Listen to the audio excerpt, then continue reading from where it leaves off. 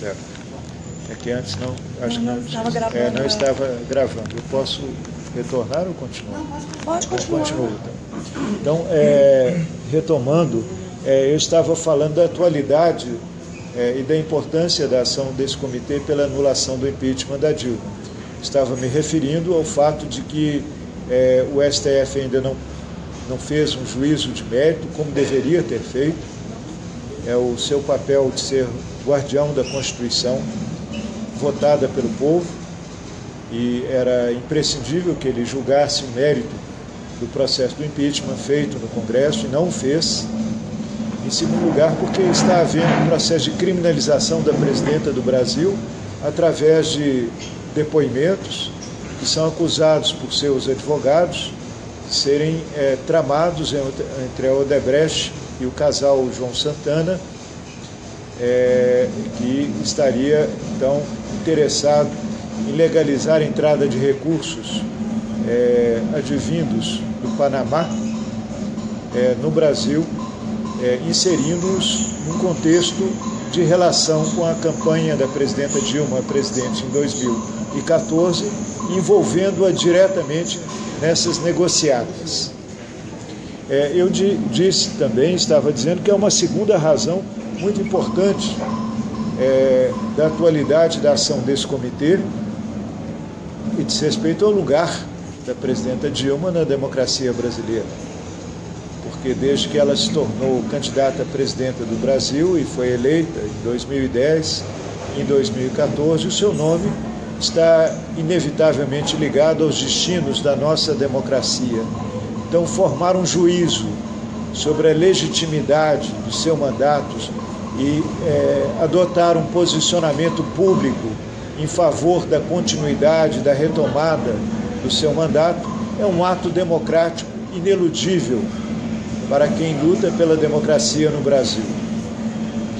Em terceiro lugar, porque a biografia da presidenta Dilma Rousseff liga duas épocas da história brasileira: a luta contra o regime militar e agora a luta contra o governo ilegítimo do Temer, um golpe militar, um golpe parlamentar, e portanto, a sua trajetória de vida, a sua biografia, é uma biografia que percorre na longa história das lutas do povo brasileiro por ter aqui uma república democrática, por conquistar os seus direitos fundamentais de cidadão e cidadãs no Brasil.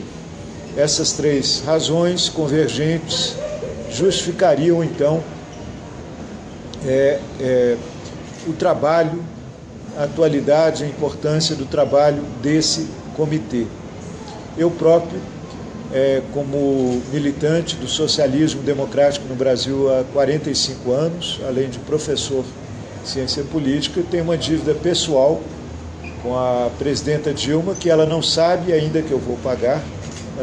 Acho que ela não tem a noção da existência dessa dívida, mas eu estudei na mesma faculdade do seu companheiro Juarez Guimarães de Brito, que é encurralado pelas forças da repressão militar em 1970, havia feito então um pacto de suicídio com a sua companheira, e ele, exatamente para não ser submetido à tortura e eventualmente contar alguma coisa sobre a pressão da tortura, ele optou pelo suicídio. Então, eu me lembro quando eu iniciei a minha militância na Faculdade de Ciências Econômicas, ainda se lembrava do nome do Juarez de Brito, que havia sido estudante ali, Juarez Guimarães de Brito, mesmo nome, meu nome também é Juarez Guimarães, Juarez Rocha Guimarães, e se cantavam canções dedicadas a ele no diretório acadêmico por parte de ex-presos políticos que haviam então reverenciado o seu nome nos cárceres brasileiros da ditadura militar. Eu pretendo escrever então um livro sobre Juarez Guimarães de Brito e dedicar à presidenta Dilma Rousseff. Bom, eu penso que as questões postas pela companheira Nilda, que intermediou o convite para eu falar e dialogar com vocês hoje à noite, seria estudar essas três opções do ponto de vista da luta democrática e do direito constitucional brasileiro, estas três opções colocadas, né? A primeira opção seria obter a interrupção ilegítima, né?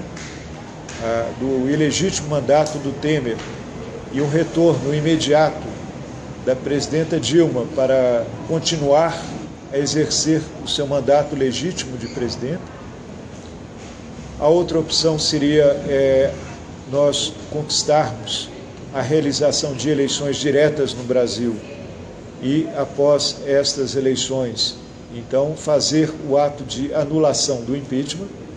E a terceira opção, então, seria a opção de trabalhar para que no futuro se reconheça a ilegitimidade desse impeachment e se restaure em plena força, em plena legitimidade, na memória da democracia brasileira, na memória das lutas do povo brasileiro, o mandato da presidenta Dilma. Eu penso que é um debate, é um diálogo muito importante e, ao mesmo tempo, muito complexo, que nós vamos estabelecer. E eu o faria estabelecendo uma diferenciação entre os conceitos de legitimidade, popularidade e governabilidade, que são conceitos trabalhados pela ciência política, pela tradição do republicanismo democrático, na filosofia política do republicanismo democrático, e que têm uma relação, mas são conceitualmente distintos. Quando nós estamos falando, então, da legitimidade de um ato, quando estamos em uma república democrática, nós estamos nos referindo à legitimidade daquele ato diante de uma Constituição que é fruto da soberania popular. Então, não é propriamente verdade que o STF é o último guardião da Constituição brasileira. O último guardião é o povo na sua soberania. Como ensina a tradição do republicanismo democrático, o povo, inclusive, tem o direito de mudar a Constituição, de refazer a Constituição, porque ele é o soberano, né? Nas palavras, né, ardentes do nosso poeta republicano Castro Alves, o povo é o povo rei, né? É o povo soberano, né? Trazendo então para a expressão popular esse sentido último da soberania. Então, numa república democrática, apesar de imperfeita, nós sabemos que a Constituição de 88 ela foi votada não por uma Assembleia Constituinte exclusiva e soberana, como era desejo dos principais constitucionalistas brasileiros que lutavam contra a ditadura militar, como Raimundo Fauro, como queriam as organizações populares. Houve uma transição negociada, estabeleceu-se então um processo constituinte que, apesar dos limites, nós reconhecemos que foi a Constituição votada de forma mais legítima na história brasileira. Pela primeira vez, ela se aproximou de um princípio de soberania popular, na medida em que, com exceção dos analfabetos, que ganhariam o direito de voto nessa Assembleia Constituinte, os brasileiros, homens e mulheres adultos, puderam votar e eleger seus representantes, embora também participasse dessa Assembleia Constituinte, né, os chamados senadores biônicos na época, né, como eram denunciados. Aí eu acho que eu estou quase desaparecendo na tela. Calma. Calma, doutor. Agora ficou melhor. Ficou melhor. Um pouco mais longe. Sim. Mas o senhor se enxerga melhor agora? estou me enxergando. Ah, isso aí. Muito obrigada. Tá bom, né? Vamos dizer. Se quiser. Bom, então, há um debate, então, que se estabeleceu sobre a legalidade ou não da votação no Congresso, dado que o artigo que prevê o processo do impeachment, que estabelece a lei de crime de responsabilidade, ele não seria artigos atualizados, bem formulados e de modo definitivamente claro. Por isso, aquele que nós podemos considerar como uma liderança intelectual do golpe parlamentar dado no Brasil, Fernando Henrique Cardoso, estabeleceu publicamente a tese que o impeachment era sempre uma decisão política, se baseava em algum fundamento jurídico, mas ele era uma decisão política. E como decisão política, ele estava, em alguma medida, submetido a um certo grau de arbitragem do Congresso. E, na sua maioria qualificada, então, o Congresso entendeu que teria havido um crime de responsabilidade da presidenta. Essa tese, então, que força a interpretação da Constituição e politiza o entendimento do impeachment a um tal ponto que quase o entendimento, então, que um Congresso brasileiro poderia derrubar o presidente no seu arbítrio, quase essa interpretação evidentemente forçada e interessada, Fernando Henrique Cardoso, ela quase transforma o regime presidencialista brasileiro em um regime parlamentarista, né, porque a decisão passaria a ser arbitrada por um colégio de representantes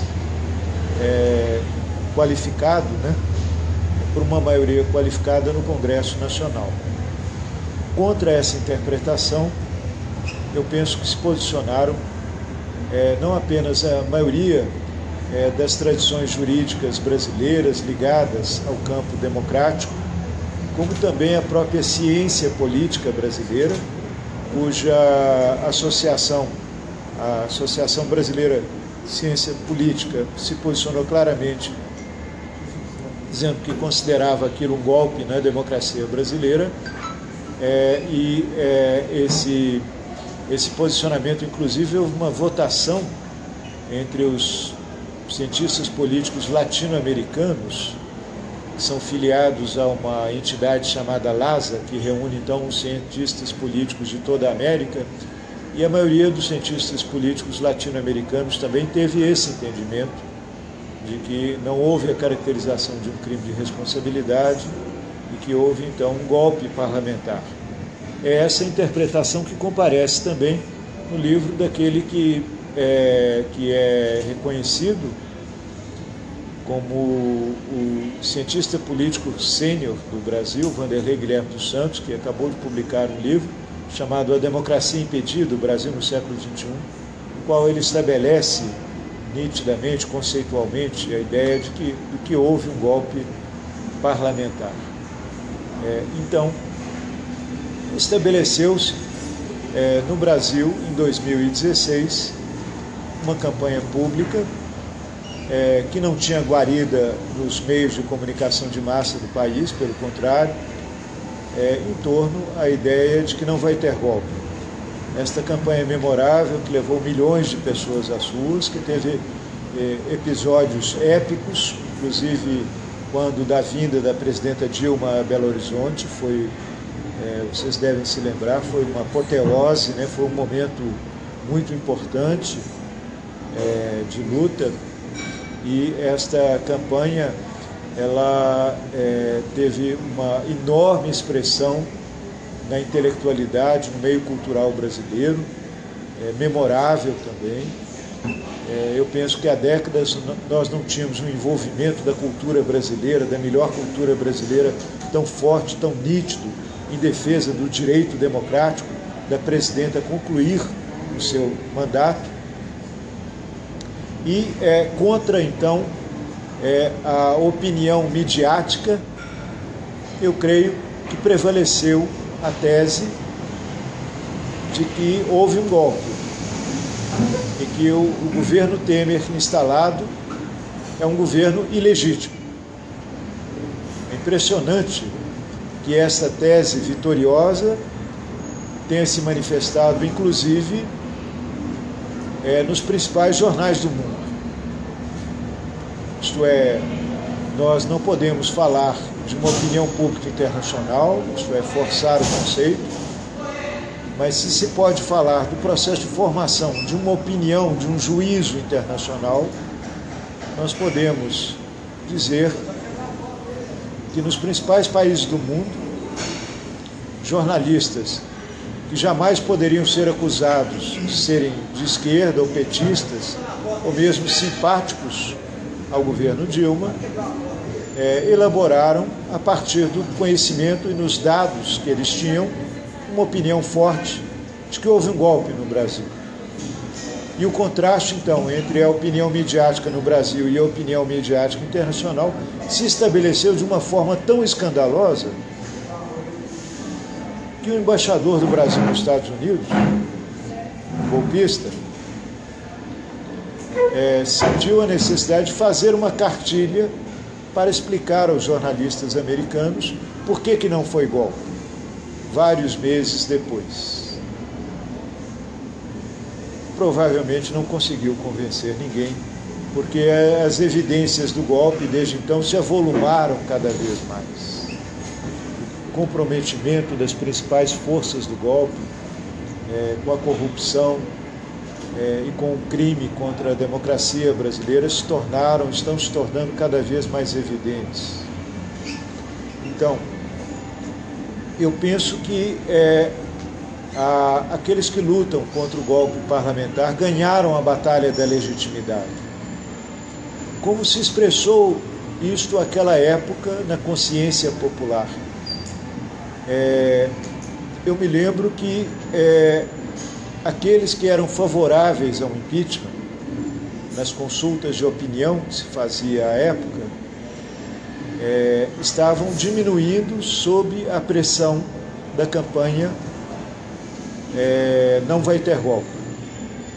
E foi uma opção dos golpistas, inclusive, antecipar o calendário do golpe, porque estavam sentindo que a opinião pública estava em processo de mudança.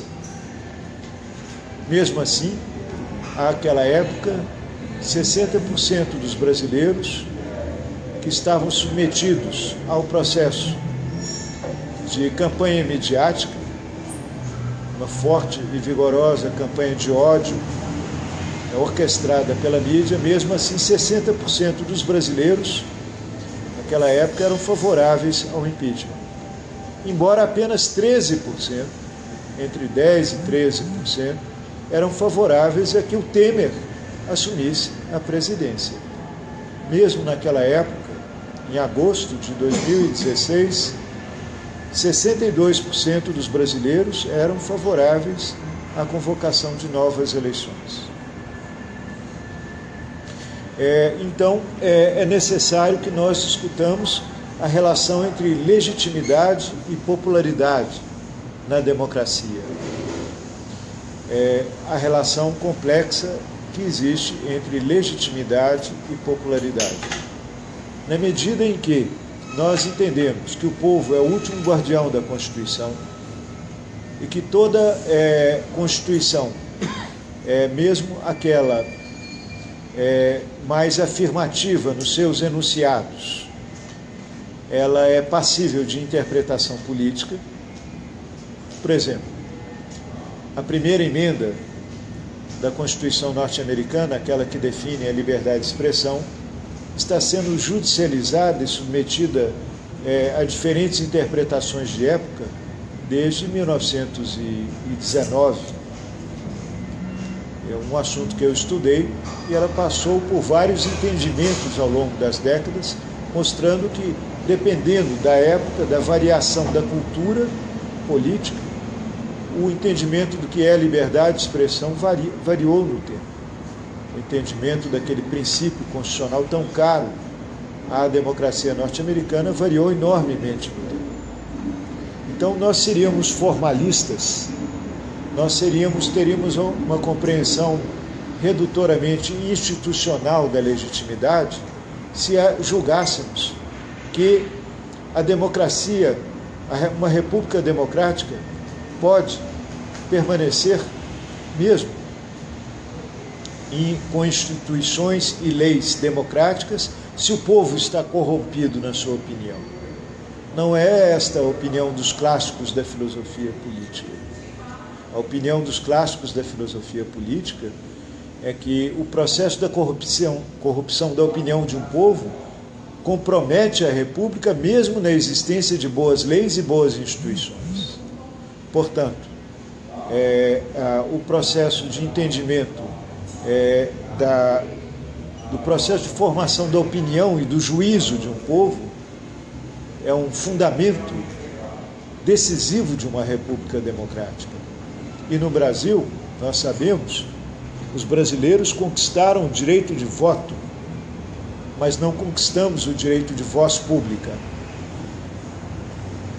O direito de voz no Brasil está privatizado. É possível estudar seguindo a interpretação de um Paulo Freire, que o Brasil se formou através da cultura do silêncio do seu povo. Isto é, do silenciamento do seu povo. E a pergunta que fazemos, então, é se pode formar a cidadania de um povo no silenciamento de um povo, sem voz pública. A voz pública não é apenas o direito de dizer publicamente a sua opinião e os seus direitos, mas o direito de ser ouvido. É isso que fez com que os índios guaranis tivessem que optar até pela ameaça do suicídio coletivo para serem ouvidas as suas reivindicações legítimas na democracia brasileira. Porque eles não têm direito de voz pública. O sem terra não tem direito de voz pública. O sem teto também não. E, portanto, não se constrói cidadania sem voz pública. Ora, a democracia no Brasil, como está evidente, ela tem o maior índice de concentração de propriedade midiática e empresarial nas democracias ocidentais. Portanto, o processo de formação do juízo público, da opinião pública, está corrompido. O livro que eu escrevi com a professora e doutora Ana Paula Amorim chama-se exatamente A Corrupção da Opinião Pública. Portanto, o juízo que se formou sobre o mandato da presidenta Dilma, que era medido pelos institutos de pesquisa, era um juízo corrompido. Por quê? Porque apenas uma parte teve acesso à comunicação pública, a outra parte teve um acesso minoritário, distorcido, no processo de formação do juízo.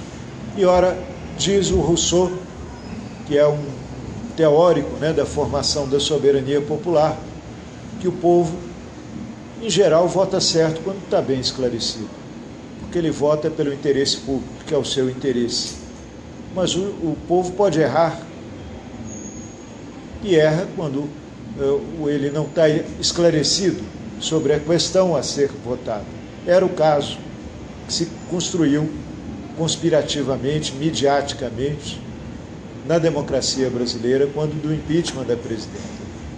Nós, então, enfrentamos uma situação em que a popularidade da presidenta Dilma, em seu segundo mandato, já em fevereiro, março, se aproximou da taxa de 10% de ótimo e bom, e num processo crescente de rejeição negativa na opinião, não apenas daqueles que votaram contra ela, e foram muitos, 48% dos brasileiros não votaram nela, mas uma parte importante daqueles que votaram nela em outubro de 2014 deixaram de ter uma opinião positiva sobre o exercício do seu mandato, sobre o seu exercício da presidência, já nos primeiros meses de 2015.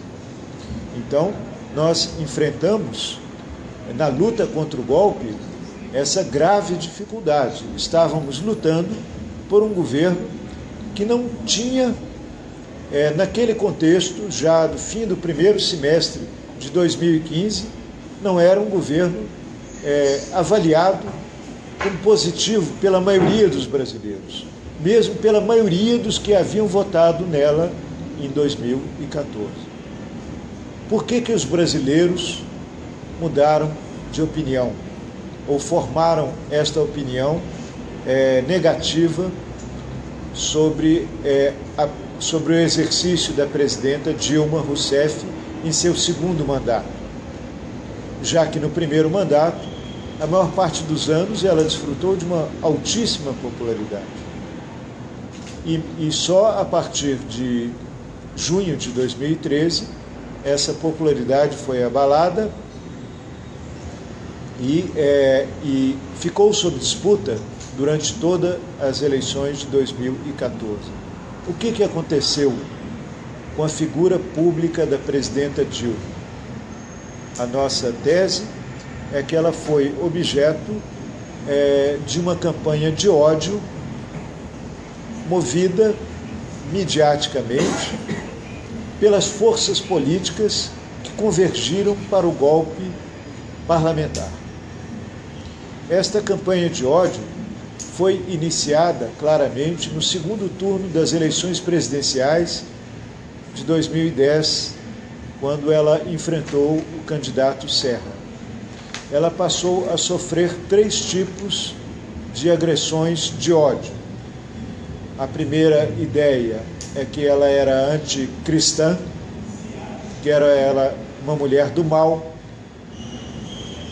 Ela foi vinculada a uma pessoa que defendia e iria legalizar o aborto no Brasil, iria provocar, como Herodes, a matança das crianças brasileiras, e que, portanto, era uma mulher ligada mais ao demônio do que a Deus. E eu me lembro que o candidato Serra, apesar de não ser evangélico, foi a cultos evangélicos construir esta imagem de ódio da presidenta. Em segundo lugar, a direita brasileira, a ultradireita brasileira, já anunciou publicamente o seu discurso que se tratava de uma assaltante de bancos, de uma terrorista, e que o Brasil não poderia ter como presidenta uma terrorista. Quero lembrar a vocês que o jornal de maior circulação no país, a Folha de São Paulo, envolvida desde então nesta campanha do ódio, chegou a publicar uma ficha falsa do DOPS que incriminava diretamente a presidenta Dilma num assalto a banco. Ela havia participado, como público, de organizações que foram à luta armada. Mas, como nós vamos ver, a justiça de transição prevista na ONU considera legítima toda ação, mesmo aquela violenta, movida contra os déspotas, contra os tiranos que ferem de morte a democracia, como era o caso no Brasil. A Justiça de Transição da ONU reconhece o direito de Mandela ter feito uma luta, participado da luta armada contra o apartheid, assim como os democratas brasileiros que fizeram esta opção. Muitos deles morreram pela democracia, como vai ser homenageado um dia no Memorial Nacional da Anistia que nós estávamos construindo aqui em Belo Horizonte com o Ministério da Justiça, o FMG. Eu era um dos curadores desse memorial, foi interrompido pelo golpe. Mas essa era a segunda padrão da campanha do ódio, então, que a Dilma Rousseff era uma terrorista, e o terceiro elemento era a campanha misógina, a campanha machista. a campanha contra as mulheres, que mobilizava então todos os preconceitos do machismo brasileiro, da tradição patriarcal brasileira contra as mulheres. Uma mulher que se apresentava assim, ainda mais uma mulher que não era casada, uma mulher que se apresentava na sua dignidade de mulher livre. Ela então se tornou alvo de todos os preconceitos, de todos os tipos. E mal ela se tornou presidente, então várias redes de televisão colocaram em cena os atores que fizeram os deboches e os escrachos mais horrorosos da presidenta do Brasil, como nunca havia se visto. E você se lembra disso. Então havia já no segundo turno de 2010 estavam se formando os germes de uma campanha de ódio que seria massificada nos anos seguintes. E esta campanha veio num crescendo ao longo dos anos. Ela eclodiu, ganhou um patamar novo em junho de 2013, com a apropriação midiática de protestos iniciados por movimentos sociais em São Paulo e que transbordaram e foram apropriados por organizações de direita que já haviam se posicionado para apropriar na sua linguagem política de ódio daquelas manifestações. O Brasil, então, passou a viver em sintonia com fenômenos que estão ocorrendo nas democracias ocidentais, as campanhas que os estudiosos chamam de hate speech, campanha do ódio, isto é, campanhas que visam a demonizar, a execrar, a tornar o adversário, o inimigo a ser exterminado, e que, portanto, solapam as bases da cultura da tolerância, da cultura do pluralismo democrático e do respeito à diferença que deve haver numa democracia. O conhecimento dessas formas de cultivo da cultura do ódio, que são muito típicas na democracia norte-americana e fazem parte já da tradição política contemporânea do liberalismo conservador norte-americano, nas suas várias expressões, são cultivados por televisões, por centros que produzem, então, na internet, continuamente, denúncias e toda uma retórica agressiva de calúnias em relação aos candidatos, pregando o ódio e a violência. Essas formas foram implantadas e enraizadas no Brasil. A direita brasileira é muito americanista, ela não inventa nada, ela copia. E ela se relaciona diretamente com esses órgãos norte-americanos que produzem essa campanha de violência e ódio. Eu participei de um seminário sobre o melhor livro que foi escrito até agora, sobre a direita brasileira, e uma pesquisadora, uma professora da Unicamp, em entrevista com uma dessas ONGs, o Centro Liberal, sediado no Rio de Janeiro, chegou à conclusão que quem fazia a campanha do pastor Malafaia e, ao mesmo tempo, do Bolsonaro, era esse Centro Liberal, cujo vice-presidente era um americano. Era alguém que estava trazendo essa experiência, então, de como formular campanhas de ódio massivas, né? Então, quando houve a cena que jamais deve ser esquecida, porque foi uma cena de ódio televisionada para o mundo. Foi a abertura da Copa de 2014, quando a presidenta do Brasil ela foi xingada em termos de baixo calão, machista, em um ato produzido por empresários ligados ao PSDB de São Paulo, que distribuíram panfletos antes, organizando aquele momento vexamoso e de tal violência simbólica, uma presidenta democraticamente eleita, mandada por integrantes das classes médias brasileiras conservadoras, em rede mundial, bilhões assistindo e as pessoas em coro gritando: vai tomar no cu. Foi isso que a direita produziu. E os dois candidatos, então, principais à presidência do Brasil, quando entrevistados sobre o que achavam daquilo, ao que parece, combinaram antes o que diriam, porque eles ambos disseram: ela está colhendo o que semeou. O Aécio Neves utilizou essa mesma expressão, e o Eduardo Campos também utilizou essa mesma expressão. Ela está colhendo o que semeou. Nós havíamos documentado, e isto inclusive faz parte de um artigo que eu escrevi em dezembro de 2014, me perguntando se o PSDB havia se tornado um partido golpista, que houve uma reunião que foi liderada pela economista-chefe do Morgan, banco norte-americano, em maio de 2013.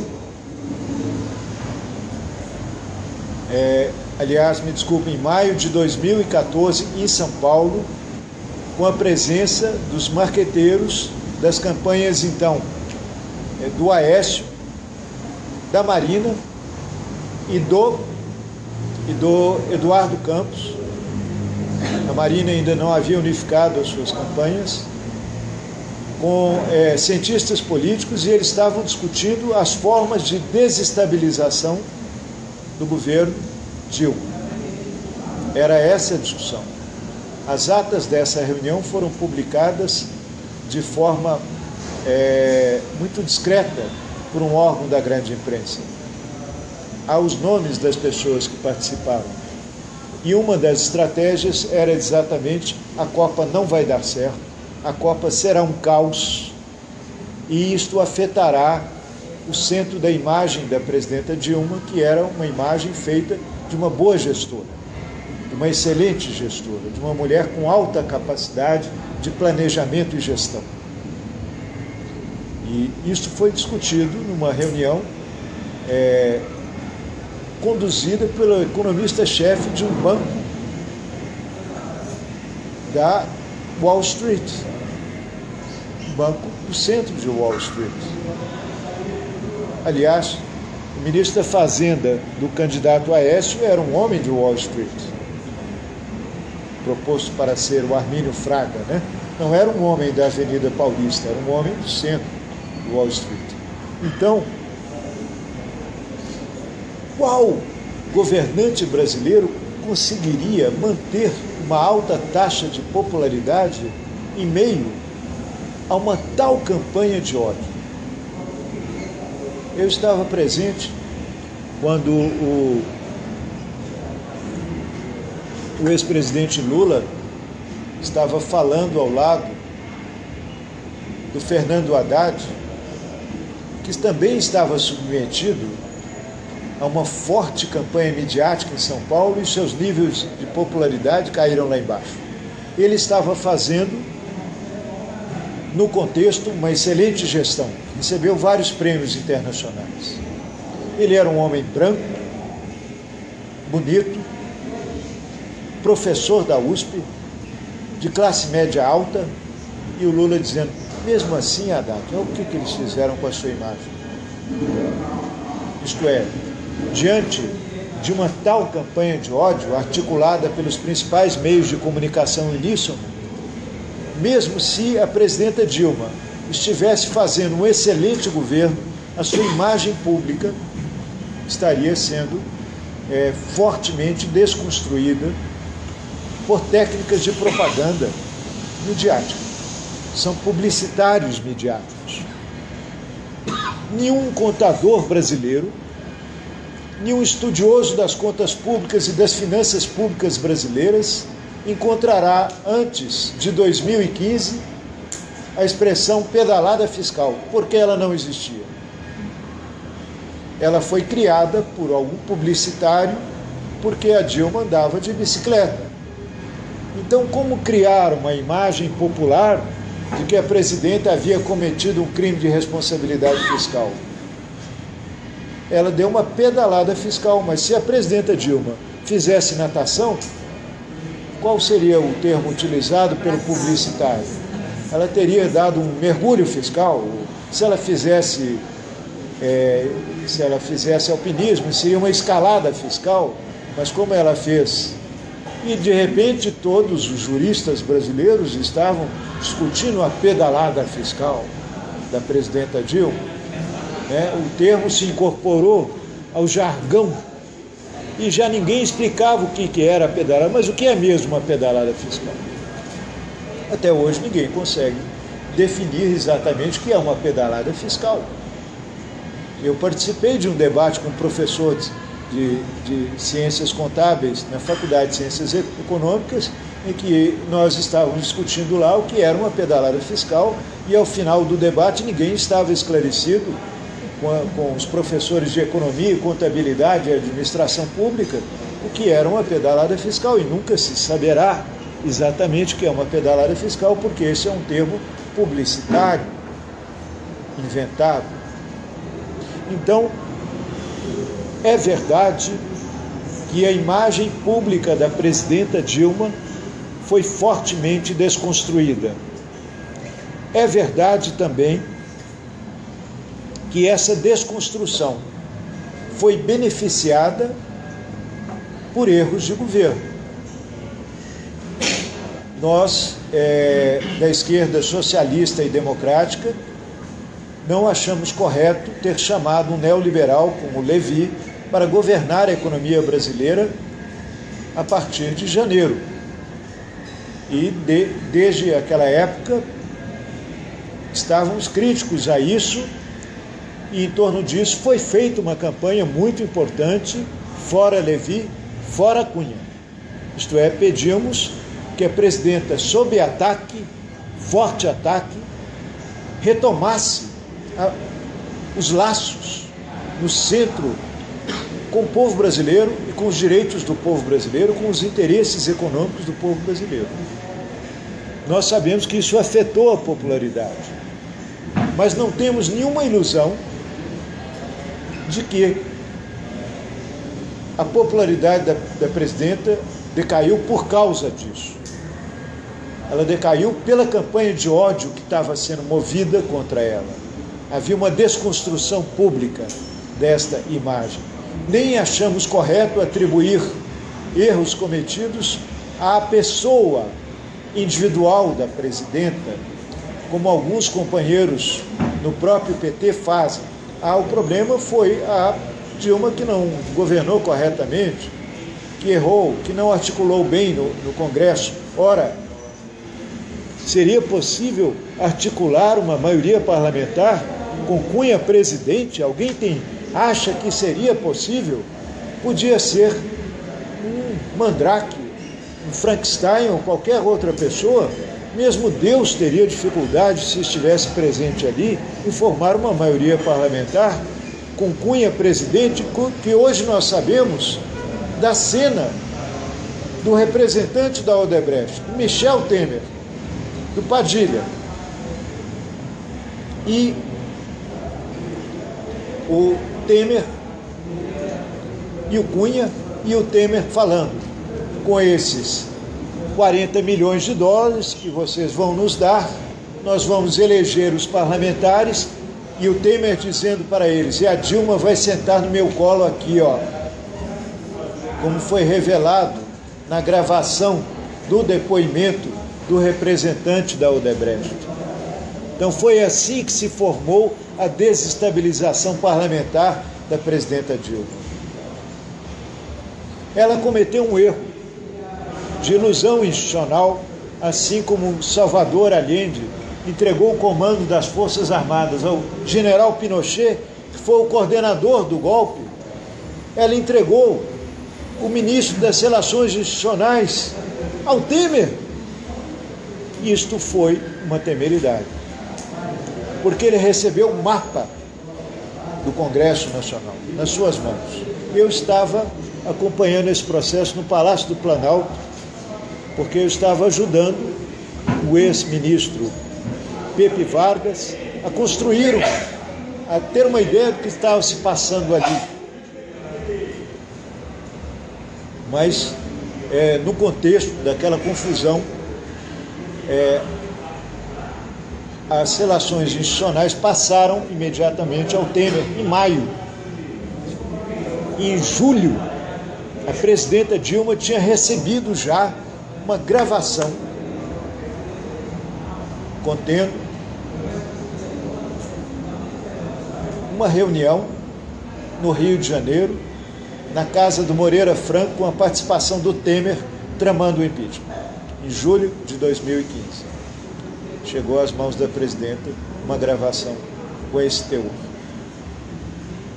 Então, eu não acho correto atribuir a eventuais erros importantes da presidenta Dilma ou limites pessoais da sua liderança política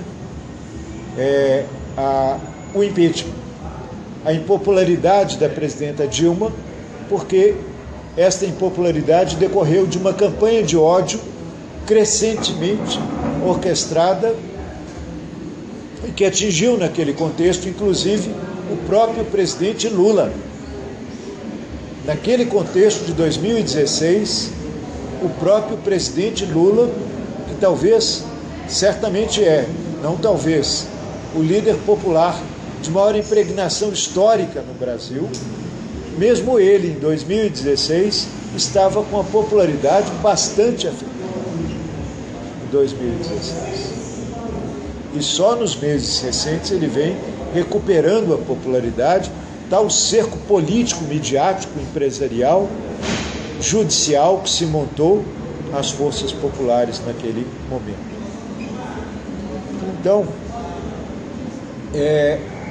essa distinção entre legitimidade e popularidade é muito importante, tanto para entender o que aconteceu,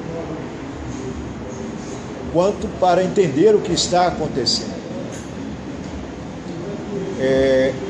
O povo brasileiro ainda não formou um juízo sobre a presidenta Dilma. Ainda não formou um juízo definitivo sobre a legitimidade da presidenta Dilma e nem sobre a capacidade de liderança política da presidenta Dilma. Porque a consciência do povo brasileiro está sofrendo um deslocamento exatamente no período em que nós estamos vivendo. Estão vindo à tona elementos importantes para a formação da opinião do povo brasileiro sobre o que aconteceu. Ele soube, então, que aqueles que lideraram o golpe contra o PT corrupto, contra os petralhas, eram corruptíssimos. O povo brasileiro está compreendendo que aqueles que diziam derrubamos a Dilma e a prosperidade voltará ao Brasil, a economia vai crescer, os direitos do povo o povo terá emprego. O povo brasileiro está sabendo que tudo isso era uma grande farsa. Está sabendo então que está começando a entender que aquele juiz que se dizia o grande juiz do Brasil é o intelectual que lê o Homem-Aranha, Batman e Robin, como está sendo noticiado hoje nas redes midiáticas, que ele é um medíocre, que ele é apenas uma peça numa construção jurídica, política, midiática, como operador de um processo de caça política ao presidente Lula. E quando as duas revistas de maior circulação no país estampam na sua capa Lula em guerra, em luta contra o Moro, quem vencerá a luta? um jornalista de Minas então perguntou: tudo bem, o Lula está lutando contra o Moro, mas quem é o juiz? Há algum juiz?